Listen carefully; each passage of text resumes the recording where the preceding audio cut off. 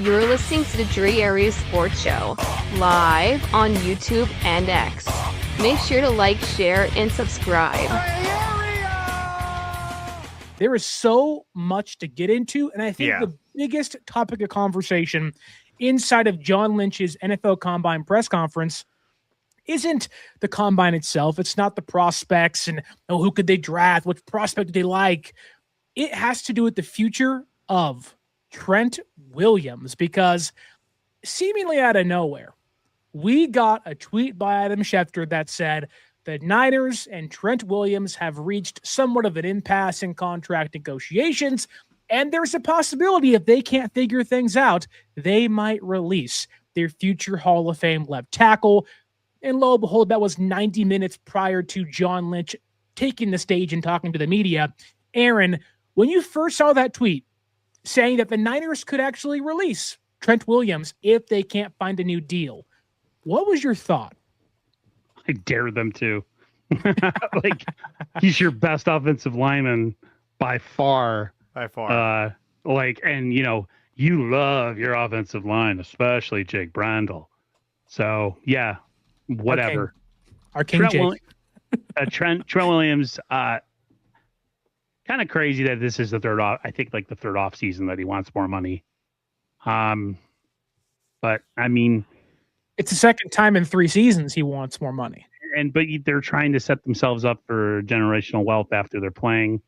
So I'm a little irritated that he's asking for more money, but at this point, you have to be ready for anything. So I wasn't necessarily like pissed off about it or really that surprised. I just, the fact that John was about to speak and then he had to touch on that, which is, he likes to say a whole lot of nothing at those press conferences and not really address a thing. And the fact that he had to kind of jump on that one and then put that fire out right away was it's entertaining because John doesn't like to really answer any questions. So, well, it's all strategic, right? Your GM's going up there to talk to the media. Your agent leaks something out, put pressure on the organization, and they see how they respond, kind of put the ball in their court saying, we may ask for a release.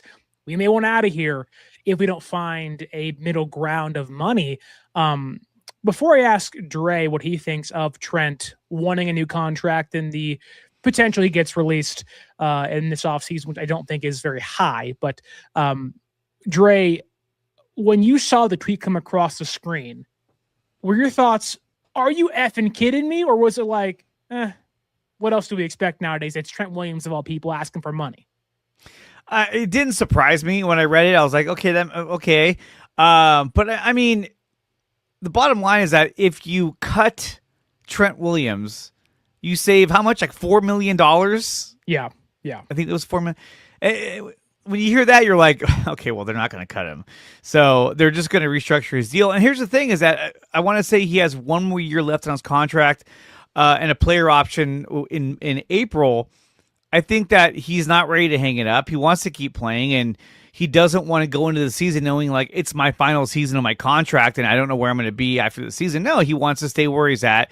He wants to redo his contract. And he probably wants the contract to go for at least 2 to 3 more years. And so he wants to set that up because, it doesn't make any sense to cut him only to save $4 million. No, you don't do that. Look, the other possibility is, let's say you're like, hey, look, we can't come to an agreement. We're just going to trade him. Now, if you went to trade him, you could probably get, quite the haul for him. But I don't know. How much do you think you would get for Trent Williams from other teams? He's really old. He's 38 years old. If this guy was 27, that's a whole different story. Then it's like, hey, we're giving you our entire future draft picks because we want that guy. For him being 38, I don't know how much you'd be able to get for him. You'd still be able to get something, obviously, but I just think it's a matter of time before they settle on a number and restructure his contract, and he's back with the team. So I'm not really worried about it because I just don't see a scenario in which San Francisco parts ways with Trent Williams. Do both of you think this is a good or bad thing for the future and the current status of the 49ers? Aaron, what do you think of that? I think it's bad because, one of the things that has been stressing me out. I mean, me and Mike talked about it on Monday. Is like they have this really old core of players, and they're super loyal to them. And I heard Mayoka say something about in the next couple of years, the Niners are going to have to make tough decisions as far as like, moving off of guys, as they age and, look to get younger. I think that the thing me and Mike talked about is just like the Niners have been so bad drafting that like they're trying to squeeze the lemon out of these old players so much because they don't really have anything coming through the door or in the door right now that they could say, okay, if Trent needs to go, he can go, and we have this guy waiting in the wings. And it's like that across the roster. So it's like he's got them kind of over a barrel. Like, what's your option? Who are you going to go with? So that's the sucky part. Like when you biff a bunch of drafts in a row, and you have to depend on guys, and they know you have to depend on them, so they can take you for what you're worth. So that's kind of where I am on that. Yeah, but like they never really said that, like, oh, he's doing this because he wants more money. He wants to get paid like the top paid guys in the league at his position. It sounds to me like it's just more, look, back on January 18th, he said, I'm nowhere near done. So we've got a few more years. I'm not leaving. I ain't going nowhere. So I think that's still his mentality. And I think with him only having 1 year left, he's probably like, hey, I want to restructure this, and because I'm not done playing, and I don't. He probably doesn't want to leave. If he didn't want to play for San Francisco anymore, then he would just try and leave. Yeah, he'd say either trade me, or after the season he's going to go test free agency. But I would imagine if he wasn't going to stay here long term, or didn't see any reason to want to stay here for another 2 or 3 years, I think he'd be asking for a trade. Now, do I think the Niners are still in their Super Bowl window? I think they have at least 2 years left with these core players that are aging. I know they're trying to draft and replace all these players, but that's going to take time, and it's hard to retool your team with new players, young players, when you still have your older veteran stars that are still there. Usually, you got to go through the sucky phase for a couple of years before you get back to, being a badass again. So that's usually how it happens. You get like a good 4-year window where you're like, hey, this is it. We're ready to rock. And then you kind of go down, you got to rebuild, and you come back up again. So, like I said, I haven't heard any comments on him wanting more money. I think it's just longevity. I don't think he's ready to hang it up after 1 year. Well, the sticking point, I don't think it's like the sum of money. I think it comes down to guaranteed money. He has none left on his contract. He wants the promise of, hey, if I continue to play for you, I want to make sure my money and my future financial situation is guaranteed in my pocketbook, which makes sense, right? And I am having a hard time finding the negative in paying Trent more money, or at least paying him again, whether it's for the future of the team, the current iteration of the team. And Aaron, Dre, tell me I'm wrong here, but when I sit back and I think of, what are the pros and cons of paying Trent Williams? The con really only is you're paying a guy a lot of money, which, okay, you're already paying him a lot of money. And then 2, there's injury history, right? He had the ankle a couple years ago.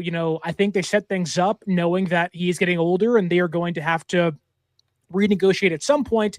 That some point is now. Like, they were kind of building up to this point in the contract, not knowing if Trent wanted to come back or if he wanted to keep playing. But the pros to me are that a 38-year-old left tackle who was damn good last year, like top 5 left tackle in football last year. He played 17 games. I know he missed a game against the Seahawks down the stretch, which really didn't matter when you look at it overall of how things went for them. I don't think hosting a playoff game would have changed the outcome of that one against Seattle. But Trent was really good last year. And I think when you have a verbal and he's trying to get a financial commitment to stay, that to me is exactly what you want. You want to have the blind side of Brock Purdy protected for the long term, having Trent back for 2-3 more years until he hits 40 years old. And you can talk about, fall off and lack of production, but you haven't seen that yet. So why would you expect it, right? Mm-hmm. And to kind of continue with that, it's okay. You pay Trent more money, you give him guaranteed money, it lowers his cap hit. Like, it helps him financially now. It helps him on the field now. It helps him on the field next year and the year after that. It protects your franchise quarterback who you paid a ton of money, who himself has injury history. You can maybe get into, well, you want to find the heir apparent. You want to find the next left tackle. The Niners don't do that, ever. Joe Staley retired and they said, oh crap, gotta find the next guy. And Trent fell into their lap. They are not going to address the backup left tackle spot thinking, well, that's the heir apparent, until Trent is going to hang it up. They can now address the defensive line more. God forbid they want to attack left guard and center in the draft. They can go address other positions, knowing that, yeah, you got to pay Trent some more money, but that's locked up for the next 2 to 3 seasons. Like, that to me is a good thing. Aaron, what do you think about that? I know you're more fickle on paying an older player more money than I am, but what do you think about that? Is it more pros or is there more cons there? The pro is what you guys said. You have a lockdown left tackle protecting your quarterback. I think just the cons are, they've kind of closed their wallets the last year, and could be like that this year. And it's just like the more money you got like allocated to like old players who have injury history. I don't know. It doesn't feel good because it's like, man, that could really go to, another defensive lineman, or that could go to a left guard, or that could go because, they're not like, the Rams of the last half decade where it's just like they don't care about draft picks. They just go and spend all their cap money because they're trying to get good right now. They're not trying to wait for it. I don't know. I mean, like, it's cool. We don't have to worry about it. I don't even think, to be honest with you, Sterling, even if they he retires, I don't even think they're going to draft the future left tackle.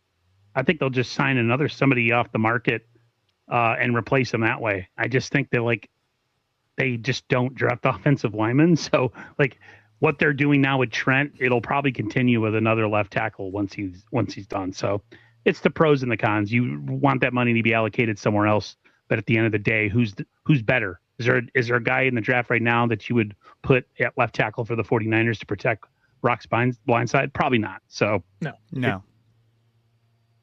When and Dre, hop in whenever you want to here, but I'm trying to find the negative of, where is the downfall? If fans are complaining he might get released, they might trade him. It's like the Niners had no leverage, and really it benefits them so much to pay this guy. Yeah, you can get into the age and everything. They paid a 30-year-old George Kittle last year and he tore his Achilles. Now, again, you can't predict that. Happened in the last game of the year, technically, kind of, just crazy things happen. Fred Warner, who never got hurt last year and was out for almost the whole year. And they paid him a lot of money. And Brock, who also got hurt last year and came back and played phenomenal. But for the first time, I think since 2023, Trent played a full season, basically. And those are the people you want to reward. Trent has never really been bad, even when he's hurt. And, you would hurt your team in so many other, you already have a hole at left guard. You already have holes on the defensive line. You have holes at linebacker. You have holes at safety. You want to create a bigger one by letting go of your Hall of Fame left tackle? That doesn't make sense to me. So it does seem like, and maybe I can get your guys yes or no on this, do you think they're going to pay Trent this offseason? And more importantly, do you think it gets done before the draft? Because I don't want to hold out. That is the tricky part. You cannot have Trent hold out. That's when you have cause for concern. Paying him is not a cause for concern, but the holdout is the cause for concern. But do you think this thing gets done pre-draft? I don't know if it gets done pre-draft. I hope it does, but either way, I think it's going to get done. I'm really not even worried about it because he's such a valuable part of their offensive line. If they had an O-line that was just already had 2 other really good offensive linemen, then they might say, okay, you know what? We can kind of retool that spot or rotate somebody over there, but they don't. And so, it's hard for me to say yes or no if it's going to happen before the draft, but I think either way, it's just going to happen. Just a matter of time. Okay, I'll rephrase that. Let's say it's not before the draft. Let's say, do you think it happens before training camp? Because that feels like the hard deadline. He has a $10 million bonus, I think, due April 1st. So that could come into play, but training camp being somewhat of a hard deadline, do you think it gets done? Because Trent will hold out. He has no fear of not coming into training camp, being in shape, ready to go. He does not care about that. He wants his money. Aaron, do you think it gets done before training camp?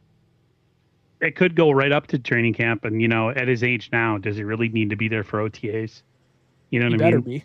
He's 38. You need more time to get ready at that point. Right. No, that's true. But like at the end of the day, like a lot of veteran players, they're not, when the mini camps are mandatory, not all of them show up. I think they will get something done. I can almost guarantee it. Do I think it gets done before the draft? No, I do not. You're listening to the Dre Area Sports Show, live on YouTube and X. Make sure to like, share, and subscribe.